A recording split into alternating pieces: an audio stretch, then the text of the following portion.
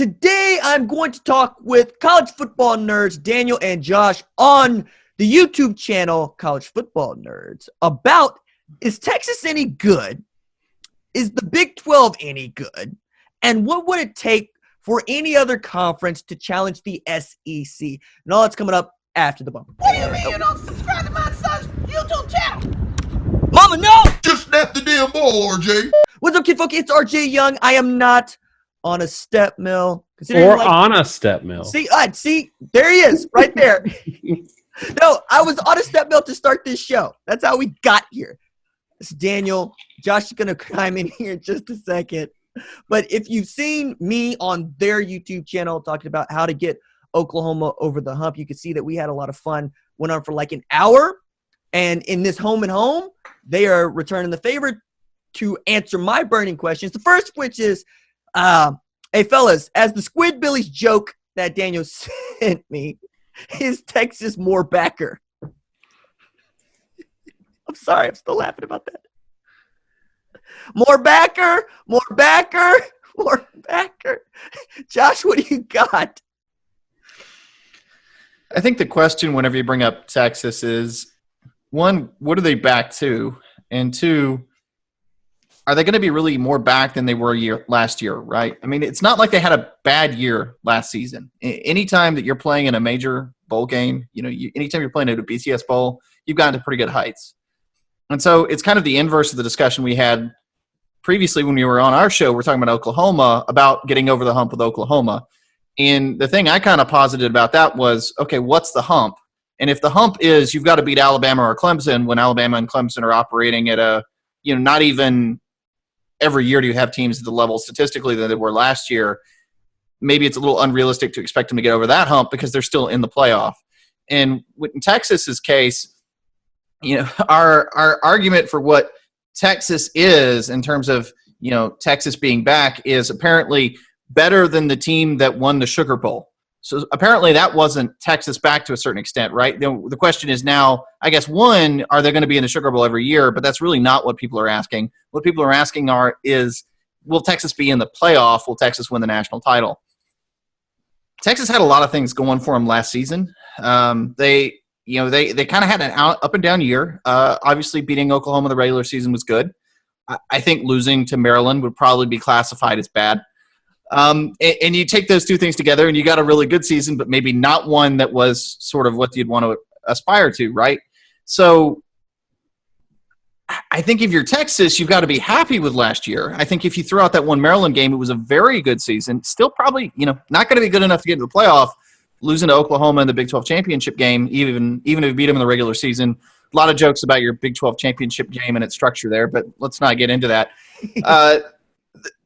But the reality of it is, Texas returned a lot of guys from the year prior. I mean, they had a good team. They had a lot of pieces offensively. They had some guys step up. Obviously, Ehlinger was a good quarterback. We're probably going to get in later how good really means from that perspective. But they had a lot of players return. And, 6 of 9 leading tacklers on the team came back last season. It was 9 of 15 overall defensively, but 6 of 9 leading tacklers. But this year they're going to lose 6 of 9. So it's kind of the inverse, right? When you're returning only 4 of 12 leading tacklers on the team, 8 of 12 are going to be departing from last year. I'm not sure that means Texas is going to be bad. Maybe they're back in the sense that they're an 8 to 10 win team. Now, quick aside there, 10 wins doesn't mean a whole lot in the modern era of football. And we've talked about this a lot on our channel. Wait, I need to unpack that because that number's magical to most college football fans, not just Texas fans or OU fans or Alabama fans.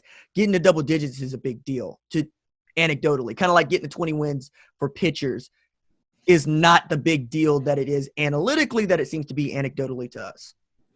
Right, and where I'm getting with that is, it actually wasn't true in its entirety last season, but if you go back a lot of years – we're averaging more than 25 teams with 10 wins in a given season. We added, I think it was, 2015, we added the 12th regular season game, and maybe a little earlier than that. My mind's drawing a blank. But when we added that extra game, that makes a really significant difference. If you think about what used to be a 9-win season, Well, now when we added a 10th game, you didn't add a hard game. No one changed their schedule in such a way to add a USC to their schedule. What they did is they added another, quote, cupcake. All the SEC teams. It's ironic since Texas played USC last year, but continue. Well, I mean, Notre Dame played USC last year. Well, Notre Dame, yeah. So, and I like where Josh is going with this. I think there's some concrete evidence. At least there's probably an SEC joke buried in there in terms of out-of-conference scheduling or extra game scheduling. But we did add – so 10 games has historically bolstered a season that has for a long time, for many decades, was an 11-game season with no conference championship. Right. But let's look at Ohio State next year. And this is an aberration. I'm not pounding on Ohio State because they do schedule out-of-conference pretty well, but this year is just a little weird. Their big out-of-conference game is Cincinnati. They will not play a ranked opponent until Penn State, November 23rd. They're going to open the season with 10 straight unranked opponents, and that's if Penn State is good. So that means the best top 3 or 4 team in the country in terms of talent, development, coaching, facilities, and everything won't play a top 40 team until maybe their last game of the season. So for a lot of teams, winning 10 games is, it's kind of baked in because of how there's so little parity from the top and the bottom. And I'm going to take that and sort of add one more thing to it, which is a different direction. A lot of what I was getting at is what the 12th game was in and of itself, right? There's a lot of discussion about 9-game conference schedules. That's a whole tangent we probably don't want to get into to derail your show. But one day we will. But one day we will. But the 12th game, for example, for Texas last year, that 12th game was Tulsa. The 12th game for everybody has been either an FCS team, an FCS level team. For Alabama last year, I don't know, it's probably Louisiana Lafayette. Essentially, everybody's playing more or less the same number of games overall. Citadel, but that's well, I'm just saying from the perspective of Alabama, they played an FCS team even when they were doing an 11-game schedule sometimes. Gotcha. But what everybody's done is if you look at whatever the second worst team on your schedule is, that's basically what everybody's added. Okay, I hear you now. Okay, I'm with you. And so what that's done, and I don't have the number in front of me because we're bringing this up on the fly, but on average, if you looked at the year 2000, if you had a 10-win season, you were in the top 15. It averaged, I think I figured it out, it averaged about 13th in the country. There were usually about 13 teams, 10 to 15, averaging about 13 teams that would have a 10-win season. Now we're averaging between 25 and 28. So, if you just look at standings, 2018, we had an 11-win Cincinnati finish 24th. Okay, we had a 11-win Utah State finish 22nd. Northwestern had 9 wins. They finished 21st, partly because they were the conference championship. But 2018 was actually kind of an odd year for this. Most years, number 25 Memphis is a 10-win team. Number 22 Boise State's an 11-win team in 2017. Every season now you have a lot of 10 and 11-win teams just because we play more games. And essentially what we've done is if you're a top 25 team, you're going to win that Louisiana Lafayette or that Tulsa game. So we've all given ourselves an extra win. So you kind of have to take off that hat a little bit. The way everybody thinks of historically in terms of 10-win seasons, they're extremely common. We've talked about this mainly in reference to Georgia because there was this whole discussion about how Mark Richt had more 10-win seasons than any other coach in Georgia history. And the point that I've often made is he did that in an era where 10-win seasons were common. I like to look at it more in terms of losses. So personally, I think you should look at a 2-loss season, not a 10-win season, because in the 11-win bracket, right, you played 11 games and then you'd have a bowl game, so you'd play 12 total games. A 10-win season was 10 wins, 2 losses. Now 2 losses is generally going to be 11-2, and that's your similar mark today than it was before. Yeah.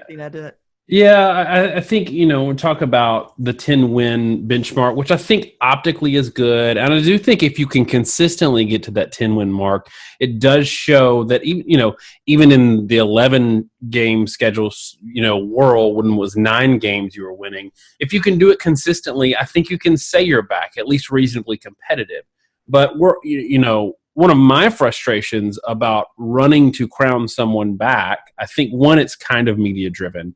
The example I used when you were talking with us was 2005 Alabama was a 10-win team that was 2 years removed from firing their head coach. Same thing with Florida in 2015.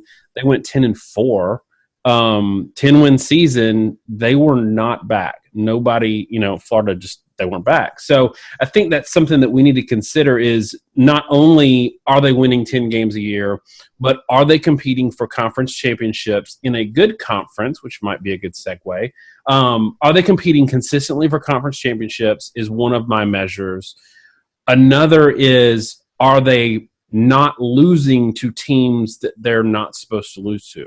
So that is where I really kind of get off the bus with Maryland. I'm sorry. Exactly. That's where, and not only that. So if you look at separating yourself, because there is no parity anymore with the top and the rest. It's the top 4 or 5 teams, and then the rest. Texas had a number of close games against, I don't want to say trash because Josh gets on me for saying trash, but you can't go 19-14 against Kansas State, 23-17 against Baylor, 24-17 against Kansas. These are consistently mediocre teams that if you're back, given that you have a vast talent disparity, you need to consistently crush those teams. I'm okay with one here or there, but when you have a lot of games in a season where you're really playing somebody, mediocre teams close, that's a red flag for me. No, and I agree with both of you, obviously, but I am of the opinion that to be back is to be competing for national championships. And in this day and age, that means making a college football playoff, because that's how we in media and as college football fans evaluate who is consistently competing at the highest level. Did you make a playoff, right? Notre Dame made a playoff. So they're closer to being called back, and I would even go as far as to say they are, than a Texas. And but under that metric, under that, that guideline, Notre Dame is more backer than Ohio State, and I don't know that I agree with that. Well, I don't think that Ohio State actually went anywhere. I really don't. I mean, if you look at the way that played out, at least on landscape with the storylines, Oklahoma and Ohio State, were neck and neck. And if they don't get dropped by 30 to Purdue, you got a good argument for putting them in the spot where Oklahoma was. So, I mean, I don't think Ohio State went anywhere. For me, there are really 5 teams in that conversation right now, and all of those have made college football playoffs in the last 3 – in the college football playoff era. They made the playoff. Now, I thought it was interesting that neither one of you buy into them being back based solely on beating a very good Georgia team that, for my money, had Alabama dead to rights and then just couldn't finish the job, or Jalen Hurts did a Superman thing, depending on how you want to view that game. Or both, right? So I don't know. How do you guys come out thinking they didn't show you anything when they beat what we all believe is a pretty good Georgia team? Josh? So I'm going to run with a model a little bit with this. And for those that follow our channel, a lot of what we do is statistical modeling. We're pretty good at it. Frankly, yeah, you are. We have pretty good success rate. Now, tell everybody the Alabama OU Orange Bowl prediction model that you put together. I'm telling everybody about it basically to get them to watch more of what you make. Right. So that model, and I'm going to have to change gears a little bit mentally to remember what it was. So it was 49-41, Alabama versus Oklahoma. That in and of itself isn't too far off from the sort of, general score that we ended up getting in that game. But I think more important in these models, and this will be important when we talk about the Texas game in a moment, isn't just what the final score is, but we're really trying to model to say what the flow of the game is, right? I mean, the scores are volatile. Stuff happens in football. You have turnovers. A random fumble bounces one way versus another. There's a lot of stats that say fumbles, for example, are completely random. Who gets, in terms of who recovers the fumble. that stuff's going to make the score variable. The question is, can you kind of get an idea of the yardage and how the flow of the game works? We had Alabama with 11.7 yards per attempt, 4.8 yards per carry. They had 11.6 yards per attempt, a little over 5 yards per carry. So pretty darn close to that. Oklahoma, we had 4.6 yards per carry, 9.1 yards per attempt. They were at 5.1 yards per carry, 8.3 yards per attempt. Basically just skewing a little bit better towards the run than the pass, and that's going to happen sometimes just because Alabama was scheming more to defend the pass than the run. They were going to give up some of the run. So the point there is it was pretty darn accurate in that case. Now, where am I leading with this? And that gets into the discussion about Texas and that game with Georgia. So our model for the Texas-Georgia game did have Georgia winning. It had them winning 32-26. And you think by that, we were sort of way off. And on one side we were, and on the other side we really weren't. So that game, again, 32 points for Georgia, 26 points for Texas. Texas scored 28 points, only 2 points off from our projection. Georgia scored 21, which was a good ways off. And the stats really bear that out. So we predicted Georgia to have 5 yards per carry, 8.6 yards per attempt. They actually got only 2.4 yards per carry and 6.2 yards per attempt. So that was just way off. And you could give a little bit to the defense, but I think that's a little more shaky. We can touch on that in a minute. What's much more notable to me is the offensive numbers and how close they were. We had Texas at 3.5 yards per carry. They got 3.6 yards per carry. We had Texas at 5.9 yards per attempt. They got 6.3 yards per attempt. Again, they scored 28 points. We predicted 26. Those numbers are really darn accurate with what our model projected.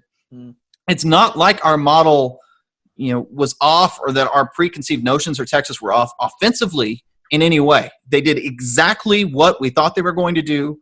Georgia has struggled with power teams in general, but power run teams especially all season. That's why they got bullied by LSU. Alabama, that game you can actually say is a little bit of a weird game on both sides, and I think it's not dissimilar to sort of what happened with Alabama in the Clemson game in terms of what Georgia had done going into that game, what Alabama had done, and how they just kind of didn't show up. We can parse that one down, but I think you have to be just as careful looking at how LSU did against Georgia to say Georgia was terrible in that game and how Georgia did against Alabama. I don't think either one of those games gives a fair shake. But the point here is the biggest thing that happened in that Georgia-Texas game is that Georgia, for whatever reason, couldn't move the ball. And if you watch that game in the first half, there were all kinds of weird things going on. Georgia was completely out of sync offensively. They had 2 turnovers. They kind of were badly out of rhythm. Fromm, for much of the year for Georgia, had been really inconsistent as a passer, especially in like the LSU game. He kind of got rattled, and he was just off for a lot of the season until the very end of the year, right around just really the end of the season in general, the Georgia Tech game, the Alabama game. He was like a different player after that LSU game. And it's like they reverted, and all of a sudden their offensive stats went out the window. The takeaway from all that is, if you want to talk about Texas being back, it's not like Texas shocked us with their offensive output. It's not like Texas did anything we expected them not to do. And if you want to talk about how they bullied Georgia, a lot of it has to do with the fact that Texas scored 28 points. Texas should have been expected to score 28 points. Georgia's defense was good. They were not as good as they were the year prior. They were not elite. They had been run on all season. They'd been scored on by a lot of teams. The biggest thing had going for them was being efficient. I think really what happened in that game is Georgia got played up against a team that was really big and physical. They had huge corners, and Georgia just really wasn't able to get across on the line of scrimmage. They got really out of sync, and things fell apart. Again, a la LSU this year, a la the year prior when they played Auburn and they got in a hole and just imploded in the regular season. I think that's what happened here. So I don't take a ton from that Georgia-Texas game. The biggest thing I take from it is maybe Texas's defense was underrated. I think that's a testament to Oklahoma and the rest of the Big 12 in general. I'm not sure how much of that was Georgia falling out of sync again. But again, if my one takeaway is Texas is kind of who we thought they were statistically, which, and let's be clear here, who we thought they were statistically in S&P had Texas at, where are they here? Scroll down. Where is Texas? Where's Texas? Oh, that's right. They're way down here, like outside the top 25. So they weren't necessarily a great team. They were S&P's 32nd ranked team with a defense that maybe was a little underrated. our model thought the offense was what they thought they were, and now they had a defense that was probably better than we maybe better than we expected. By the way, that defense that we thought was better than maybe we expected, it's losing 8 of 12 leading tacklers. So if that's the only thing that was better than I expected out of that one game, maybe I have to take a step back. And in my view, I don't necessarily see them as being back. I think they had a really good game. I think they were a lot of who I expected them to be. And the big positive takeaway I had from that is something that may not actually return in any way next season. Well, and just to piggyback on that a little bit, I think Josh isn't being very charitable to Texas's defense because It's good. It was good last year. I think it was very good. I think people don't realize the best I saw outside of Alabama. Honestly, people don't realize that Texas won a boatload of games and went to a Sugar Bowl with an offense that was scoring 24 on Kansas, 23 on Baylor, and 19 on Kansas State. So, Texas's offense last year was poor, and people don't realize, they scored 28 points against Georgia and were gifted a lot of gifts as if it were Christmas from Georgia's lack of offensive output or not being able to catch a punt snap, things like that they mentally weren't there. And I don't want to come on here, and we didn't say this after the game. I'm not going to be one of those people that says, Georgia wasn't in the game and that's why Texas won. I mean, I think Texas absolutely earned that win, but they earned it with two things. One, it was a really good defense that I don't think Georgia took seriously. And two, huge wide receivers that were exceptionally good on third down that were able to bully the Georgia corners. And by the way, Georgia was missing an All-American first-round draft pick at corner who decided the week before. Thorpe Award winner, by the to way. say, he decided a week before that he wasn't going to play. No, that was I'm on the Thorpe Award selection committee, and that was a big deal for us to talk about. And not seeing him on the game and seeing him have his absence have such an impact on the game was also telling. DeAndre Baker still hasn't given up a TD since 2016. And I don't, Texas fans, and I'm glad we're in a safe space that we can talk trash about Texas and feel good about it. I'm kidding y'all a little bit. Right. I don't think Texas fans truly understand how big of a loss that was to the Georgia defense. But then if you look at Texas's offensive production, kind of like Alabama Clemson, but maybe even a little more pronounced, they won the game on third down. And they made a couple – Sam Ehlinger was not good in this game. We got killed in our preview before the game because we said he's very Tim Tebow-esque. He's not a fast runner. He's an okay runner, pretty low yards per carry guy. But even worse was he's a low yards per attempt passer.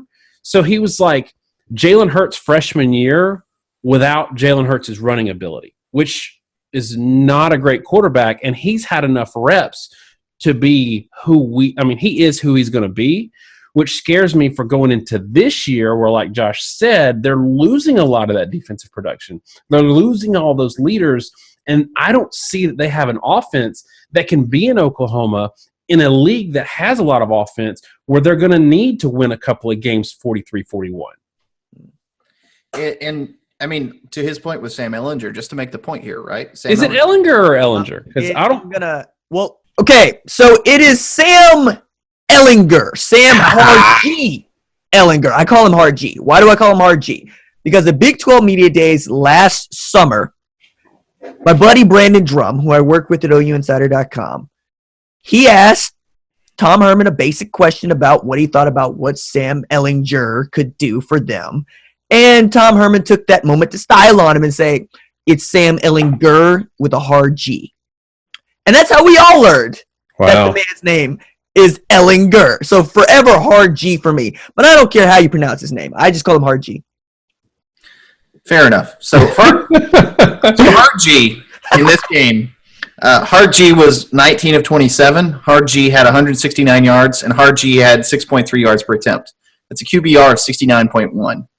Jake Fromm in that game was 20 of 34, 212 yards, 6.2 yards per attempt, 3 touchdowns, 1 interception, QBR of 39. Let's be clear here. Jake Fromm and Hard G had almost exactly the same yard per attempt average. Fromm actually threw 3 touchdowns to 1 interception, and Fromm had more yardage, granted on more passes, but at the same rate. everybody came out of the game thinking about how horrible Georgia's offensive production was.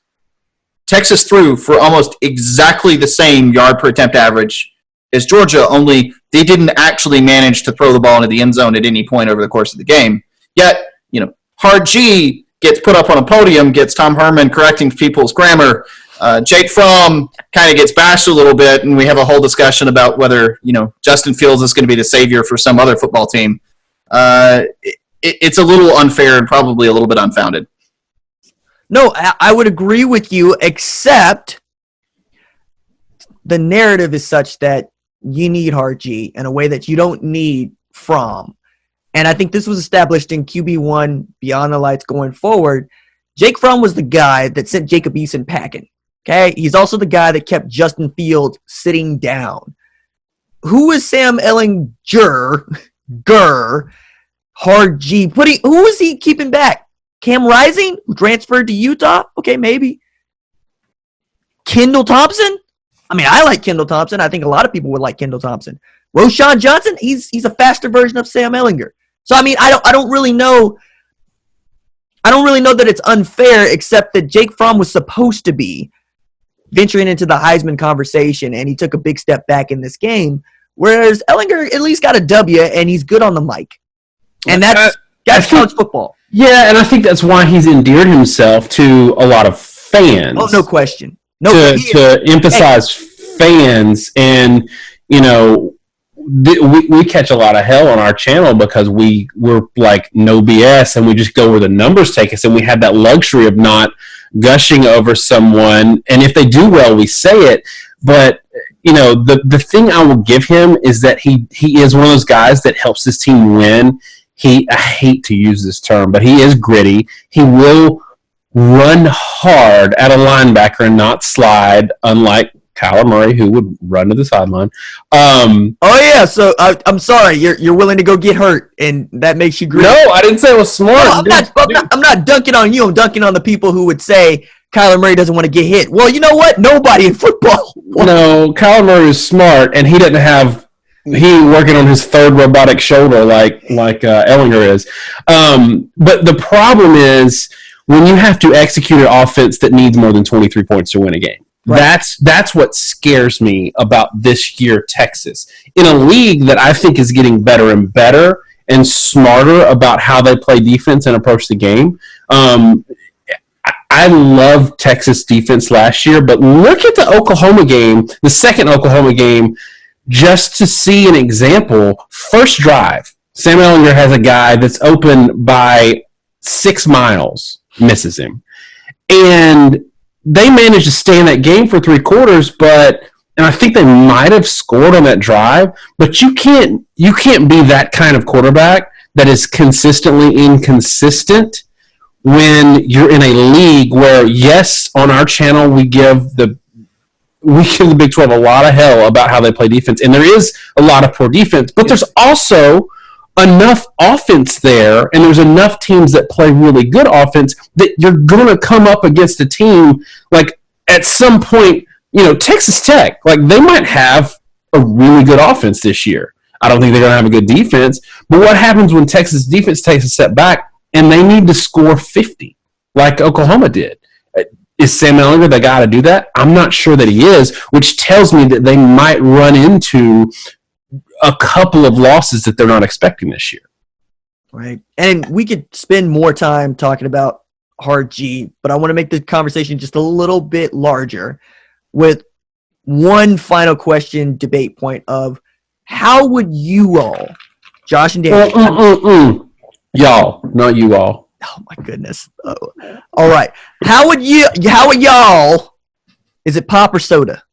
It's y'all with one syllable. Is it y'all? Coke. Is it y'all with pop or soda? It's Coke. It's everything's Coke. God. We're in SEC country. Man, I just by the way, order a Pepsi. By the way, a quick aside, I got an argument on Twitter today, which never happens. It doesn't happen with you either, RJ. Right, never happens to me at all. I got an argument on Twitter today with someone who corrected everyone and said it was YA''LL. That is painful.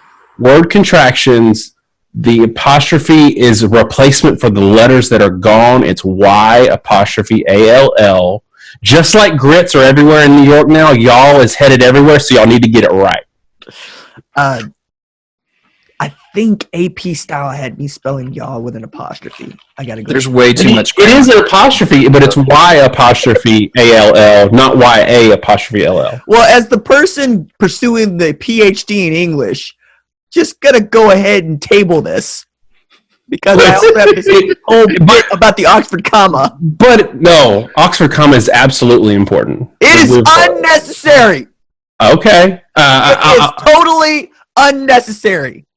You haven't seen all the somewhere else, sir. You haven't seen all the written lists with commas missing an Oxford comma that leads to. Daniel, I know how to use periods. Okay.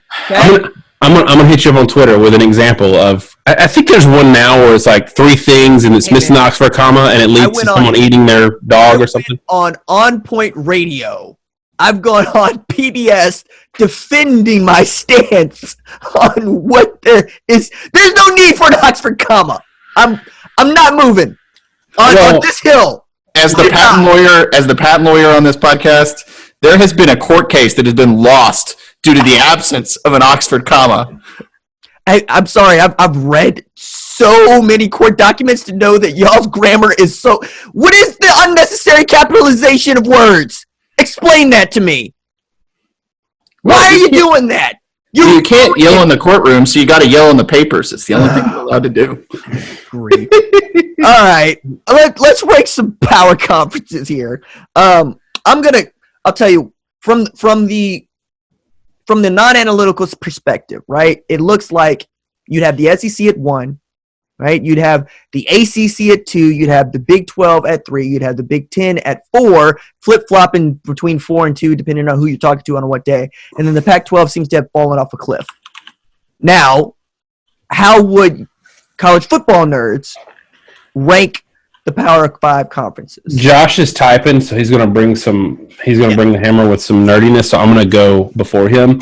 ACC is closer to. Last year, I think ACC was closer to the AAC than it was the SEC. It was historically bad. So think about this. Clemson faced a division winner that lost to Penn State 106-2.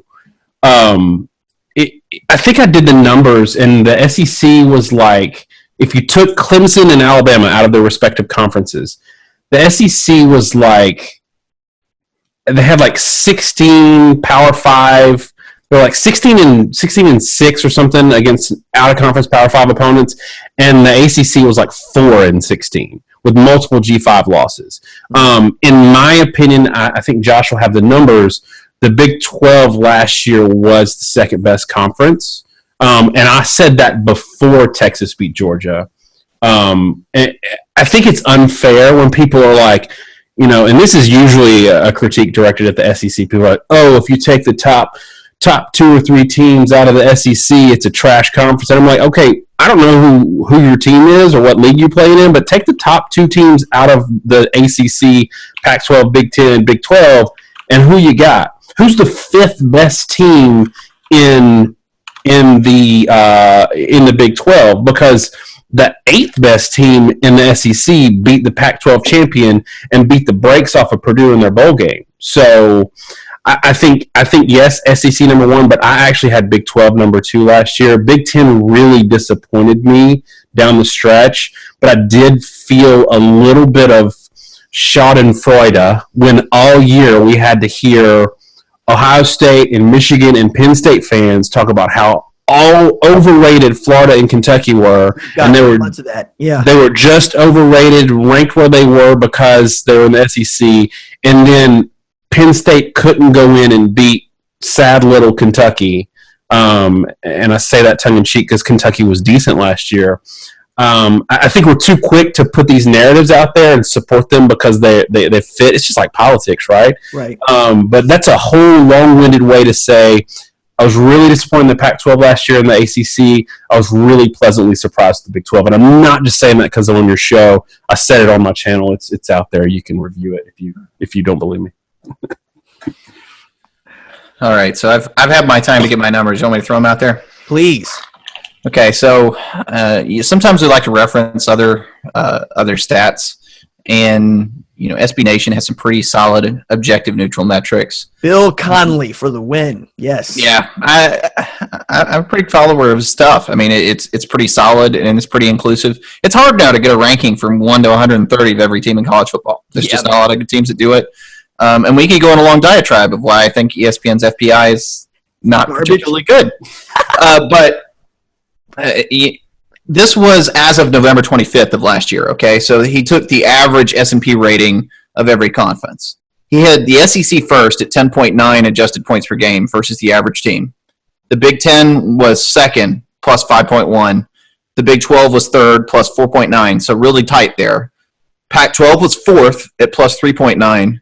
The ACC was fifth at plus 3.1, and the AAC was sixth at minus 0.6. The AAC in that ranking is almost as close. The ACC is almost as close to the AAC as it actually is the Big Ten, and the gap between the SEC and the Big Ten is the same as the gap from the Big Ten to the AAC.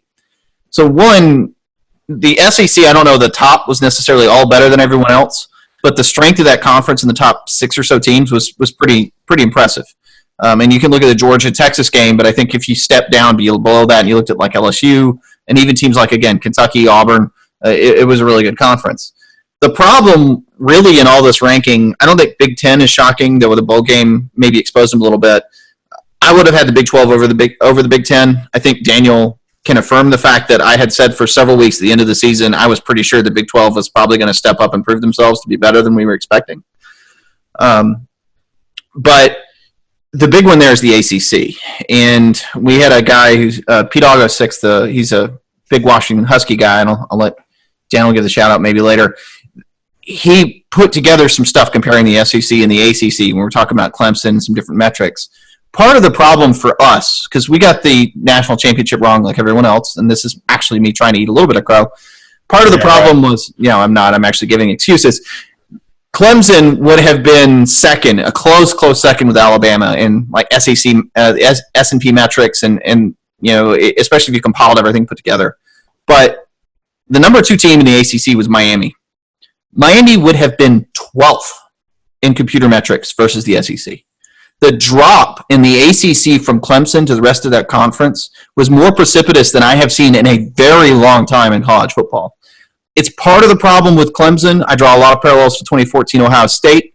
That team that lost to Virginia Tech due to a quarterback injury, JT Barrett comes in. He's never played before. They ended up becoming a really good team at the end of the year. That was an awful year for the Big Ten. And we didn't really have any idea how good Ohio State was until they actually got to the playoff, in large part because they were beating up on a terrible conference. Shout out to your model, though. It did pick Ohio State. Yeah, my model actually picked Ohio State to beat Alabama that year. That was the first year I think maybe the first year I'd ever publicly ran that model. But we had the same issue last year with Clemson. But I think one of the big things is everybody looks at the ACC, and you can look at how they're doing. Everybody looks at Clemson winning the national title. That conference was devoid of anybody else of any quality. I mean, Syracuse kind of got where they are, and they get stomped by Notre Dame. And I don't know that Notre Dame was that good. There is a much larger discussion here about isolated conferences. You have a problem when teams don't play anybody else out of conference very much.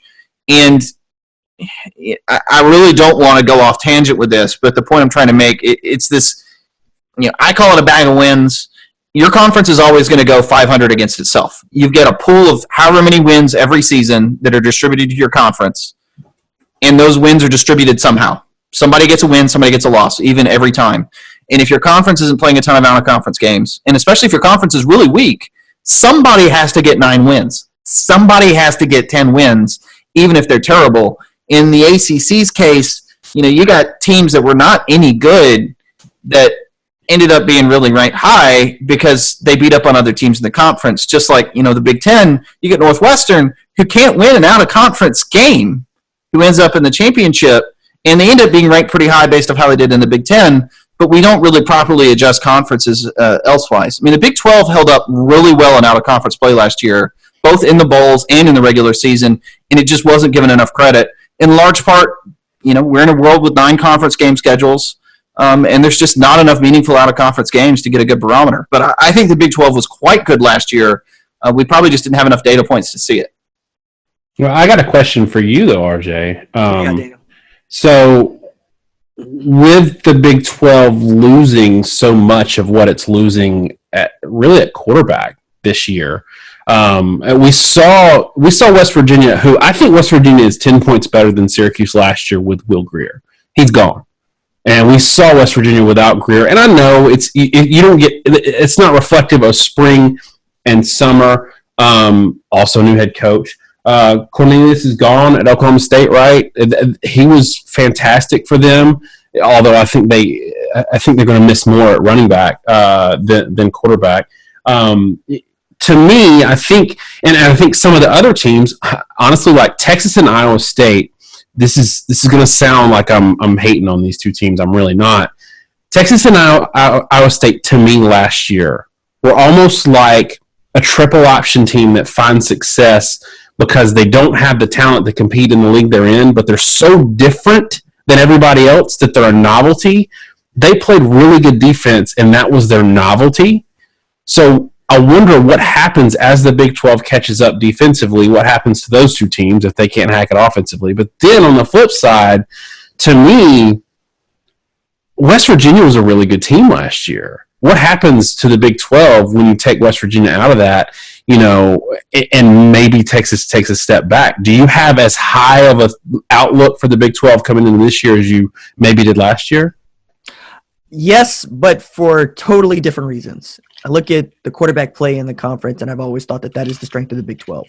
If your quarterback play is good, your offense will be good, and you'll score points on each other, and you'll score points when you leave the conference. And if you have a defense like Texas, you're going to be pretty good. If you're Oklahoma and you score 50 a game, you're going to be pretty good.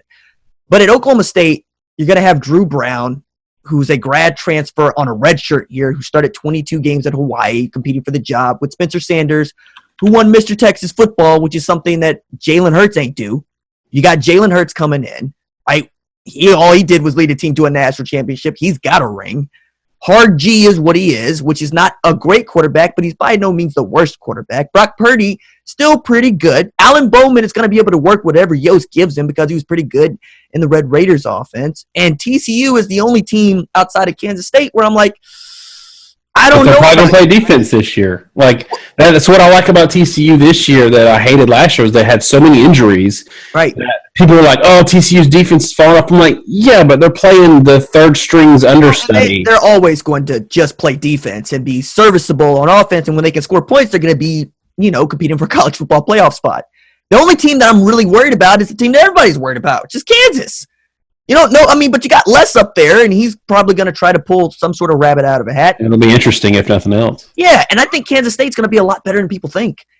Why? I would expect Kansas State to win 7 games this year. If not, go 8-5 in a bowl, over the course of 13 games. Well, but it's funny because Josh mentioned the 9-game in-conference schedule. Right. When you're isolated and you don't play a lot of big-time out-of-conference games, which Oklahoma and Texas do a really good job of this. And we said this about Notre Dame last year. It's not Oklahoma's fault that UCLA sucks. They scheduled the game. Yeah. It's not. It's not their fault. It's not Texas's fault that USC sucked last year. But LSU's going to be real Yeah, well, Maryland. It's not Texas's fault that Maryland sucked and they lost to them. I mean, yes, hell it is. Maryland's never been good. No football. But what I'm saying is, like, part of it you can't blame teams for scheduling and then they don't end up being good. But another part of it is when you play a 9-game conference schedule. If a Kansas State goes 8-5, it's going to be at the expense of somebody else. So it's artificially going to prop up one side and artificially going to pull down another side because a conference has to go 500 against itself. Right. So, and now I get those points, right? So you get to see how good of a team is based on the non-conference, which is, we agree, a grab bag. It's good or it's bad. And then bowl games, which are really our best matchups. So I guess what I'm saying is I expect Kansas State to beat whoever it is they get in a bowl game. I expect Baylor to compete like they did, I think it was Vanderbilt this year, with whoever they get in a bowl game, right? The only team that I don't expect to compete that makes the bowl game at and in the Big 12 is Texas Tech, and that's going to change now because Matt Wells, he's just a different cat. You know, you got a different set of eyes on it. You got a different scheme. You got a different outlook. I'm more concerned about what happens if, for whatever reason, Oklahoma and Texas take a loss before they meet each other in October. That's a worst-case scenario for everybody in the Big 12, honestly. Well, you've got LSU looming on the 7th of September. If they both take a loss. I don't – well, I was saying for Texas, I don't think Oklahoma will. I really don't. Josh and I get killed on our channel because we can't ever peg LSU. We're not just not high on Orgeron. We're whatever the opposite of that is. You don't like Coach O? He's awful. He's a disaster in so many ways. And if he didn't have easily the best defensive coordinator in the country running that show with probably the best secondary coach in the country, he would be.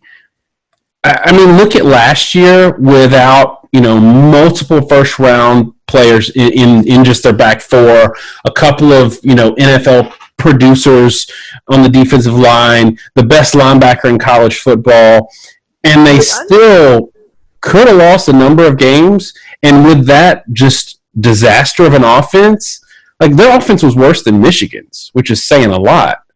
With that disaster of an offense, that was a 6-6 type offense. Well, no, and to speak into how you feel about this, right? I come at college football very much from the narrative standpoint. I mean, you know this if you follow the channel, if you watch the channel. I'm speaking to not you guys, people who might be watching this for the first time. And I love the stories, and I love knowing the people that make college football go. And the thing I understand about Orgeron is that the man can recruit. And I don't just mean kids. I mean his assistants, they want to work for him. And they probably know that he's as crazy as we all think he is. I mean, the man walks into your living room, takes off his shoes, and starts cooking without talking to you. He might take off his shirt, too, and just start screaming at you. Right. But whatever it is, I think that's the part of college football that I enjoy the most, is that, yes, they had a 6-6 offense at best, but they had some absolute baby dinosaurs on the defense. And I'm going, wait a second. And then you got Dave Aranda using some sort of defense that he learned at Delta State at the same time that Pete Golding was learning the same defense. And the guy they learned it from is defensive coordinator at ULL. And you're going, wait a second, what? And all that comes together at LSU. And I was just so amazed, and I had so much fun with it because I thought they should have got the bricks beat off them by UCF, and they just couldn't pull it out with a backup quarterback. McKenzie Milton plays that game. They lose that game by 2 touchdowns. But I honestly think LSU, just as an aside, I think a healthy LSU with everybody playing in that secondary, I think they beat UCF last year. Because what we did see was UCF last year was trash on defense. Letting LSU score like that. So was Oklahoma.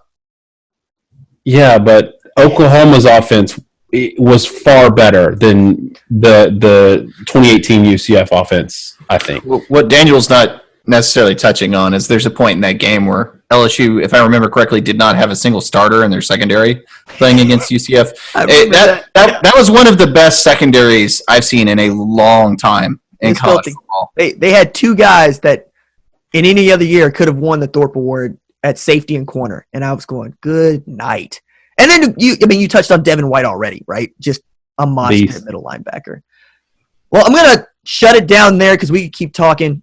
I'm sure we could keep talking, and I hope to keep talking with Daniel and Josh, college football nerds. Subscribe to the channel. Watch the videos. They are awesome at making videos that last half an hour, 40 minutes. I think the one that we did was like an hour. It was. I need to work up to that level because that was a lot of fun.